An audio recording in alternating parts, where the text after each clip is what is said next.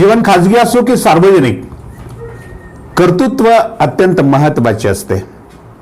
जो व्यक्ती कर्तृत्ववान असतो आणि त्याचा स्वतःचा आपल्या कर्तृत्वावर विश्वास असतो, असा व्यक्ती दिवसेंदिवस आपल्या कार्यकर्तृत्वाचे ध्वज रोवित पुढे जातो. परंतु एखादा व्यक्ती जर लोकांच्या समोर कर्तृत्वाचा देखावा करून आपल्या नेतृत्वाचा झेंडा पुढे करण्याचा प्रयत्न करत असेल, तर तो साधू, संत, महात्मे, धर्म, देव अशा मंडळींचा, अशा श्रद्धास्थानांचा आश्रय घेऊन राजकारणामध्ये आपली पोळी भाजून घेत असतो किंवा आपली झोळी भरून घेत असतो. अशाच एका महत्त्वाच्या विषयावर मी आज आपल्याशी बोलणार आहे. नमस्कार, मी राजू पाटील आणि आपण पाहताय द रिंगल लाईव्ह. मित्रांनो, लातूर जिल्ह्यातल्या औसा तालुक्याच्या आमदाराला आपण सर्वजण ओळखता, सन्मानाने अभिमन्यू पवार साहेब.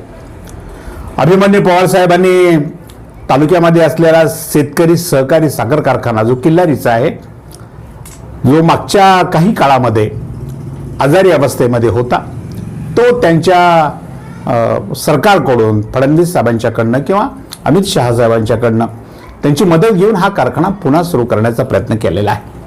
खरं म्हणजे त्यांच्या या प्रयत्नाबद्दल मी त्यांचं कौतुक करतो आणि त्यांचं अभिनंदन सुद्धा करतो.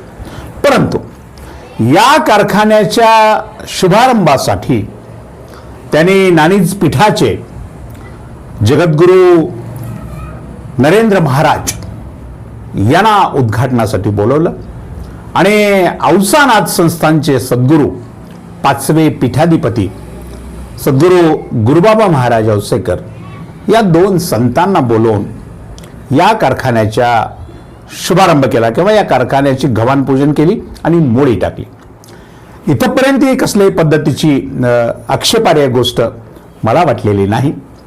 परंतु त्यानंतर जी भाषणं झाली, मग ती नाणीज पीठांच्या नरेंद्र महाराजांचं असो किंवा अभिमन्यू पवारांचा आणि त्यांच्या इतर मंडळींचा असो, या सर्व भाषणांचा आपण जेव्हा आढावा घेतो तेव्हा एक गोष्ट आपण प्रामुख्याने लक्षात घेतो की मोडी पूजन हे निमित्त आहे, कारखान्याचा शुभारंभ हा सुद्धा निमित्त आहे.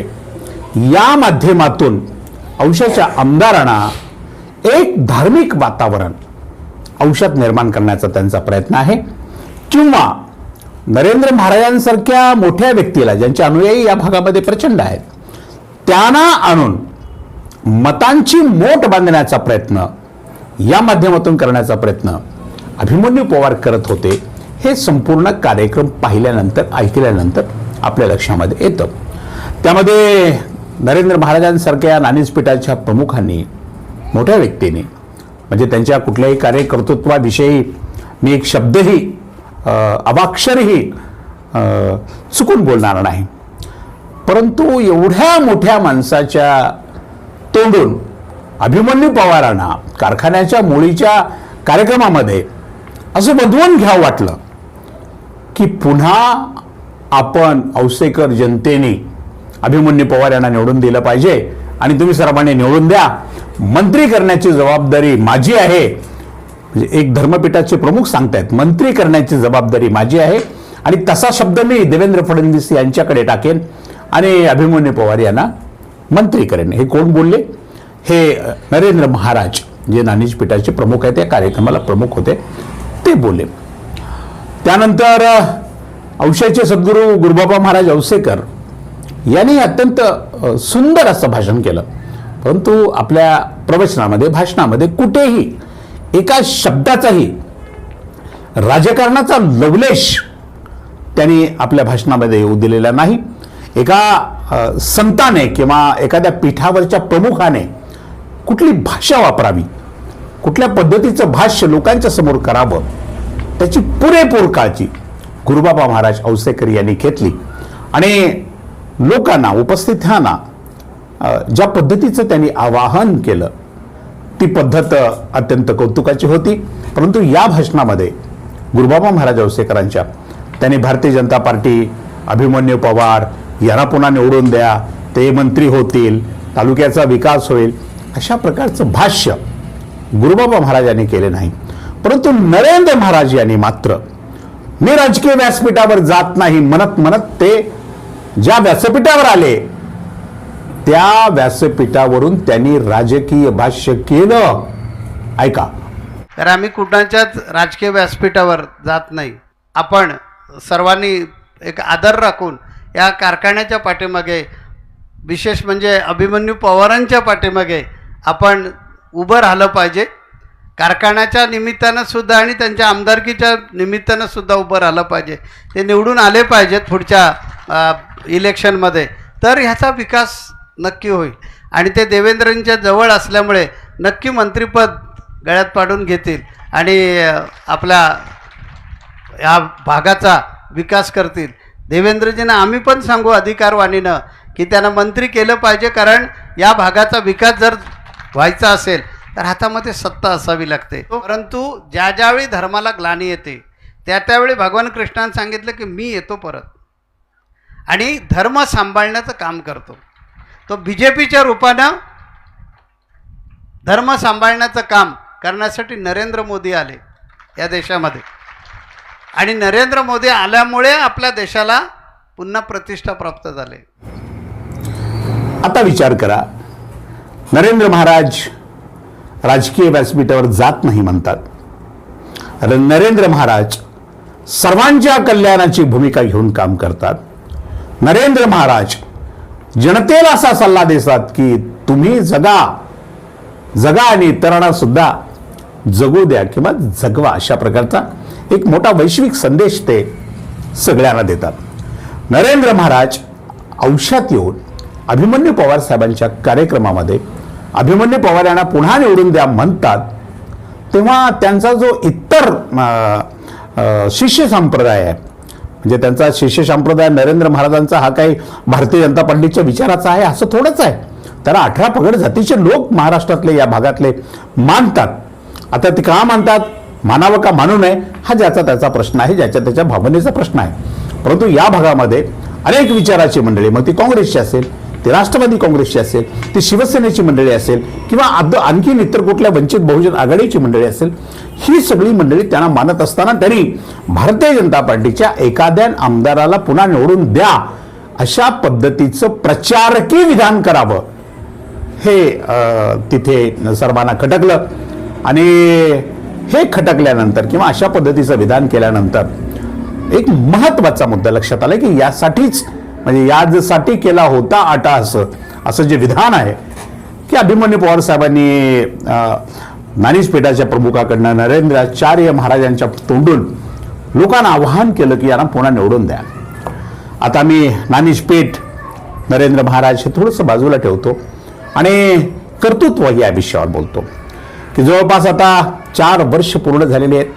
अभिमन्यू पवार साहेबांना येत्या काही महिन्यांमध्ये आपल्या कर्तृत्वाचा हिशोब द्यायचा आहे की त्यांनी आमदार झाल्यापासून या तालुक्यामध्ये काय कामं केली, काय उभा केलं, किती लोकांसाठी रोजगार निर्मिती केली, महिलांचे कोणते प्रश्न सोडवले, वृद्धांचे कोणते प्रश्न सोडवले, शैक्षणिक क्षेत्रामध्ये त्यांनी काय केलं, सामाजिक क्षेत्रामध्ये त्यांनी नव्याने काय उभा केलं, कुठले कारखाने उभे केले, लोकांना रोजगार कसा उपलब्ध करून दिला, किंवा तालुक्याचा भौतिक विकास करण्यासाठी त्यांनी काय प्रयत्न केले, अशा असंख्य प्रश्नांची उत्तरे त्यांना येत्या काही दिवसामध्ये जनतेला द्यायची आहेत. कारण निवडणुका विधानसभेच्या, लोकसभेच्या समोर आहेत. निवडणुका ही नेत्यांची खरं म्हणजे परीक्षा असते आणि या परीक्षामध्ये पास व्हायचं असेल तर गेल्या 5 वर्षामध्ये कर्तृत्वाचा व्यवस्थित अभ्यास करावा लागतो.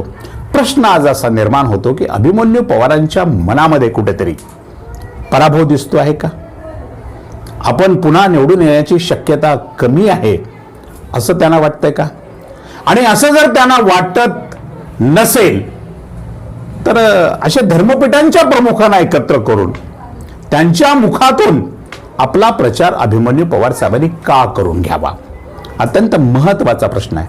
त्यांना जर विश्वास असेल की मी या तालुक्यामध्ये 5 वर्ष 4 वर्ष उत्तम काम केलंय आणि लोकांचा माझ्यावर विश्वास आहे, मला लोक पुन्हा निवडून देतील, तर एखाद्या धर्मपीठाच्या प्रमुखा बोलून त्यांच्या तोंडून अशा पद्धतीची विधानं का वदवून घ्यावीत किंवा अशी पाळी तरी त्यांच्यावर का यावी की कुठल्या तरी एका संप्रदायाच्या प्रमुखाने सांगावं की याला पुन्हा तुम्ही निवडून द्या आणि मी मंत्री करण्याची शिफारस देवेंद्र फडणवीस यांच्याकडं करतो. आता धर्मपीठाच्या मंडळींनी असं वाक्य बोलावं का, असा प्रचार करावा का, हा सुद्धा एक वेगळा मुद्दा आहे. त्याच्यावर वेगळी आणि विस्ताराने चर्चा सुद्धा होऊ शकते.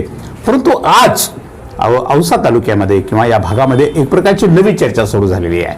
ती चर्चा अशी आहे की आमदार अभिमन्यू पवार यांचा विश्वास पूर्णपणे ढळलेला आहे.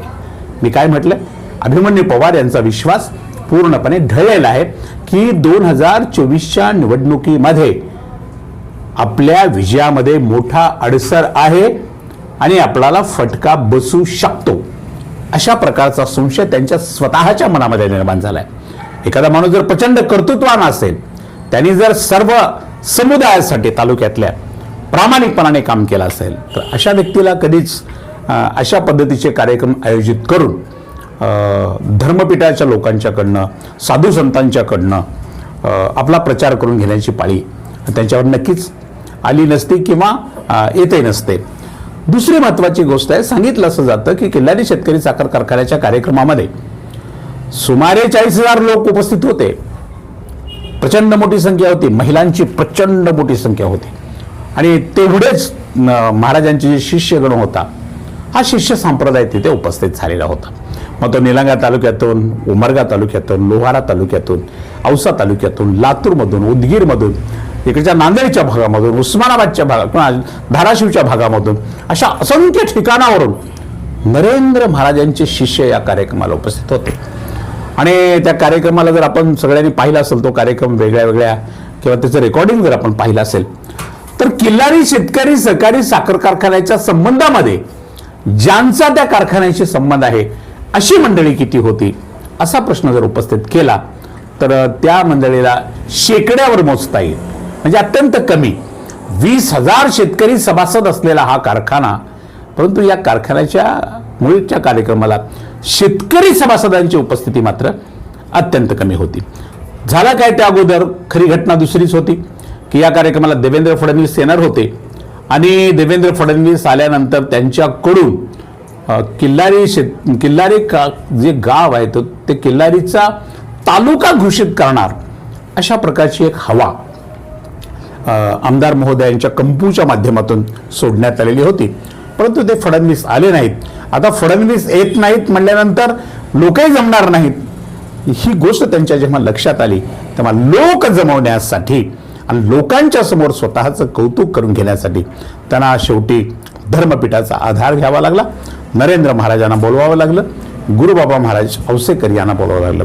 खुद्द देवेंद्र फडणवीस साहेब जरी या कार्यक्रमाला उपस्थित राहिले असते तर जो जमाव जमलेला होता तो 3, 4, 5 हजारापेक्षा अधिक जमाव या कार्यक्रमाला नक्कीच जमला नसता.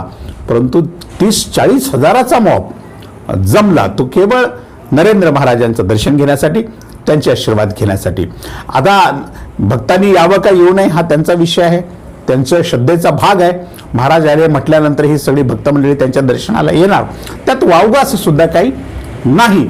परंतु नरेंद्र महाराजांनी मी राजकारण करत नाही, राजकीय बोलत नाही असं म्हणत भारतीय जनता पार्टीचा, देवेंद्र फडणवीसांचा आणि अभिमन्यू पवारांचा जो प्रचार 40,000 लोकांच्या समोर केला, ही गोष्ट त्यांच्या तोंडून प्रत्यक्ष ऐकताना धर्मपीठावरची ही सगळी मोठी मंडळी एकीकडं मी असा नाही म्हणतात आणि दुसऱ्याच क्षणाला मी असाच आहे हे सुद्धा दाखवून देतात. हे रिंगणच्या प्रेक्षकांना मला आपल्याला सांगितलं पाहिजे. आज इतकंच आहे की औसा तालुक्याचे लोकप्रिय आमदार, खरं म्हणजे प्रत्येक आमदार हा लोकप्रियच असतो, त्यांना लोकप्रियच म्हणायचं असतं, परंतु आतून कुठंतरी त्यांच्या मनामध्ये अशा प्रकारची एक शंकेची पाल चुकचुकते आहे किंवा 2024च्या निवडणुकीमध्ये औसा तालुक्यातली जनता आपल्याला पुन्हा संधी देईल का नाही, अशा प्रकारची शंका त्यांच्या मनामध्ये आहे. आणि म्हणून आपल्या प्रचाराचा शुभारंभ किंवा तालुक्यामध्ये एक प्रकारचं धार्मिक वातावरण निर्माण करण्याचा प्रयत्न आमदार अभिमन्यू पवार यांनी शेतकरी सहकारी साखर कारखान्याच्या निमित्ताने केलेला आहे. आणि दुसरी एक अत्यंत कमालीची गोष्ट त्यामधून ऐकायला मिळाली ती अशी की एवढ्या मोठ्या म्हणजे 50,000 लोकांसाठी किंवा नरेंद्र महाराजांसारख्या मोठ्या माणसांचं आगमन करून त्यांचा कार्यक्रम करण्यासाठी किती खर्च येत असेल आपण विचार त्याचा करावा. खरं म्हणजे असे मोठे कार्यक्रम अनेकदा आयोजित करण्याचा प्रयत्न आमच्यातूनही झालेला आहे सामाजिक क्षेत्रामध्ये. अशा कार्यक्रमासाठी प्रचंड खर्च येतो, प्रचंड म्हणजे महाप्रचंड खर्च येतो. तर दस्तूर अभिमन्यू पवारसाहेब आपल्या भाषणात सांगत होते की या कार्यक्रमाला मी 1 रुपया सुद्धा किल्लारी शेतकरी सहकारी साखर कारखान्याचा खर्च केलेला नाही आणि हा खर्च माझ्या 4-5 मित्रांनी केलेला आहे. बघा आता ही 4-5 मित्र जी मंडळी आहे ते कन्स्ट्रक्शन किंवा गुत्तेदारी क्षेत्रामधली ही सगळी मंडळी आहेत. म्हणजे नवाच एक प्रयोग आता आपल्याला बघायला मिळतोय की अनेक शेतकरी साखर कारखान्याच्या मुळीच्या कार्यक्रमाचे प्रायोजक आता आमदार साहेबांचे मित्र होत आहेत आणि ते खर्च करत आहेत. मग तो लाखात आहे कोटी ते माहीत नाही किती येते, पण एवढा मोठा प्रचंड मोठा खर्च 4-5 गुत्तेदार मंडळींनी 4-5 मित्रांनी केल्याचं त्यांनी जाहीर केलेलं आहे. त्यांचं हे असं जाहीर करणं हे सुद्धा खूप मोठा संशय निर्माण करणारं विधान आहे. ते त्यांनी तसं का म्हटलं किंवा या सगळ्या मंडळींनी त्या कार्यक्रमाचा खर्च का केला हा एक वेगळा विषय, आपण त्यावर सविस्तर भविष्यामध्ये बोलू.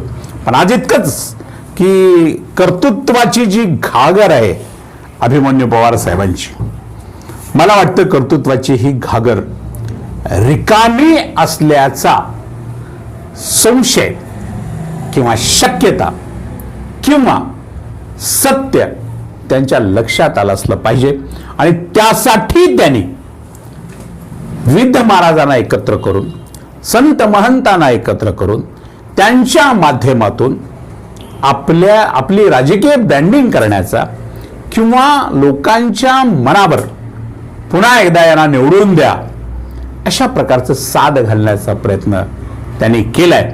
पण आमदार अभिमन्यू पवार हे जर खरंच कर्तृत्ववान असतील, त्यांनी 5 वर्षामध्ये 4 वर्षामध्ये औसा तालुक्यात उत्तम पद्धतीचं काम केलं असेल तर ते त्यांना अशा संत महंतांच्या लोकांना एकत्र बोलून किंवा अशा मंडळीने एकत्र बोलून त्यांच्या मुखातून स्वतःचा प्रचार करून घेण्याची आवश्यकता नाही.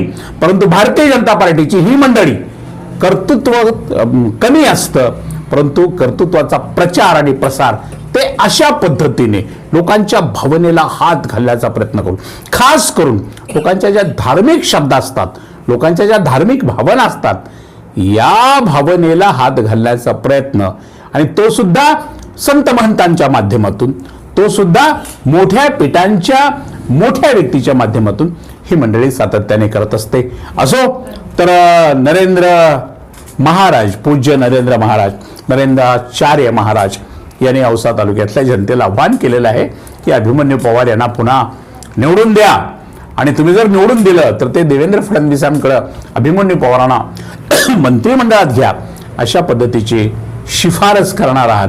आता औशेकर मंडळी, लोकशाहीमध्ये लोक हे सर्वात महत्त्वाचे असतात. मतदार हा निवडणुकीमध्ये राजा असतो आणि मतदारापेक्षा निवडणुकीच्या काळामध्ये लोकशाहीमध्ये जगाच्या पाठीवर खरं म्हणजे कोणीच मोठं नसतं. मतदारांनी काय करावं, मतदारांनी काय करू नये हे लोकांनी खरं म्हणजे धर्मपीठाच्या मंडळींनी सांगू नये किंवा वेगळ्या राजकारणातल्या लोकांचा तो भाग आहे ते सांगते तो भाग वेगळा. पण धर्माच्या डोळ्याला मात्र सर्व सारखे दिसले पाहिजे.